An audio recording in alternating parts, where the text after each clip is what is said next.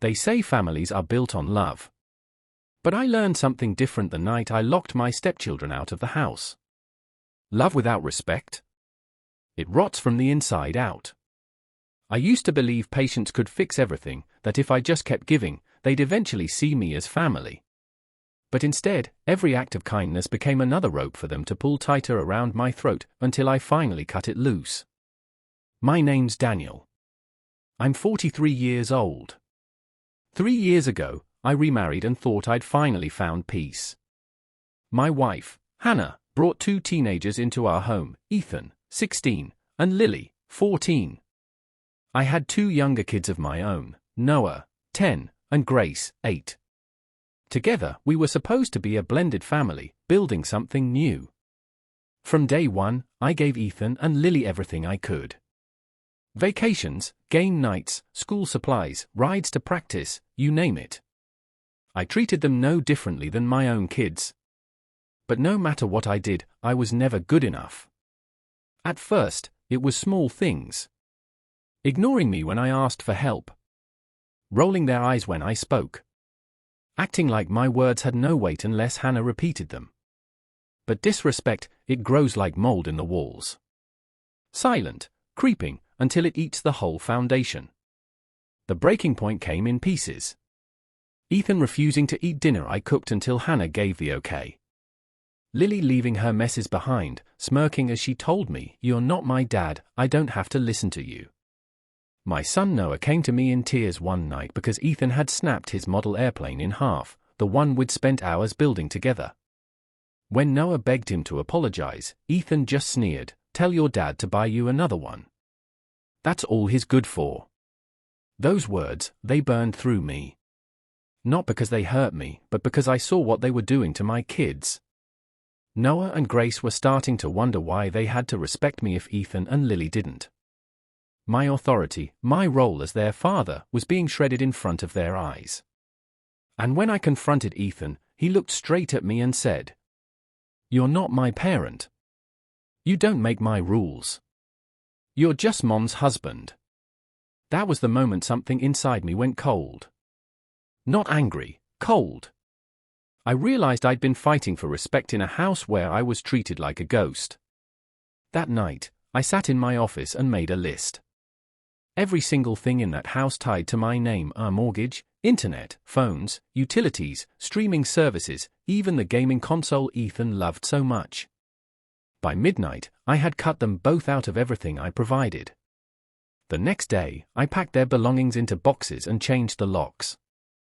When Hannah came home and found she couldn't get in, she called me in a panic. "Daniel, what have you done?" I said calmly, "I'm honoring Ethan's words. He told me I'm not his parent.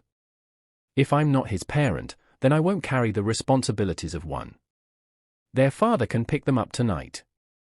When Ethan and Lily arrived, their faces went pale at the sight of boxes waiting by the door. Hannah begged me not to go through with it. Their biological father, Ryan, showed up, accusing me of being too extreme. But I looked him dead in the eye and asked, "If your son told you your children didn't matter, that you weren't even a real parent, what would you do?" He went quiet. Because he knew. I turned to Ethan and Lily. "This isn't punishment.